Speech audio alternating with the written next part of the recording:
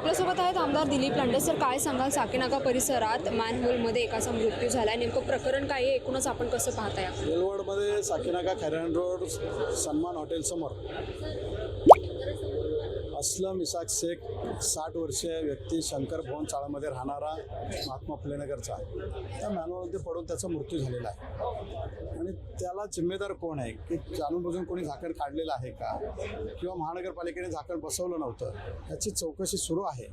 सन्मान हॉटेलच्या समोर असणाऱ्या CCTV कॅमेऱ्याच्या माध्यमातून महानगरपालिका असेल, पोलीस स्टेशन असेल, यांनी त्याची चौकशी करून जर महानगरपालिकेची जिम्मेदारी असेल तर महानगरपालिकेच्या अधिकारावर कारवाई केली जाईल. जर एखाद्याने जाणून बुजून काढलेला असेल, घात आहे का अपघात आहे, याची पोलिसांना चौकशी करायला सांगितलेली आहे. तशा सूचना दिलेल्या आहेत. लवकरच त्याची माहिती आपल्या समोर येईल आणि ते आल्यानंतर सभागृहामध्ये ठेवली जाईल. पावसाळ्यापूर्वी सगळ्या परिस्थितीचा आढावा घेण्यात आला होता, नाले सफाईचा पाहणी दौरा देखील करण्यात आला होता. एकूणच हे सगळं फेल्युअर ठरतंय का? आणि पावसाळ्यापूर्वी दौरा झाला होता, परंतु ज्या पद्धतीने मुंबई महानगरपालिकेच्या माध्यमातून मिठी नदी असेल, नाले साफसफाई असेल, ही करायला पाहिजे होती.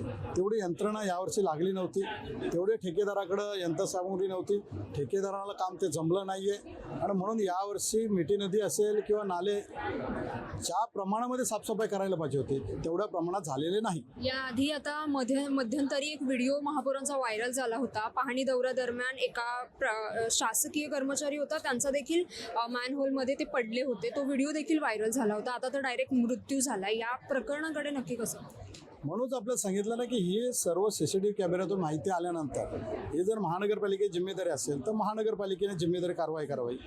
जर एखाद्याने जाणून बुजून उघडलं असेल तर त्याच्यावर कारवाई केली जाईल. या प्रकरणामध्ये तुम्ही सरकारकडे काही मागणी केली आहे का? काही जोपर्यंत वस्तुस्थिती समोर येत नाही तोपर्यंत सध्या तो मागणी करत नाही आहे. वस्तुस्थिती समोर आल्यानंतर सभागृहामध्ये शासनाने, महानगरपालिकेने त्याच्या परिवाराला मदत करावी अशा पद्धतीची मागणी केली जाईल. खूप खूप धन्यवाद. तर एकूणच आपण पाहिलं, आमदार दिलीप लांडे यांनी साकीनाका परिसरात मॅनहोलमध्ये ज्या माणसाचा मृत्यू झाला पडून त्या परिवाराला मदत केली जाईल अशी त्यांनी मागणी केली आहे. तर मी जान्हवी जाधव, मुंबई.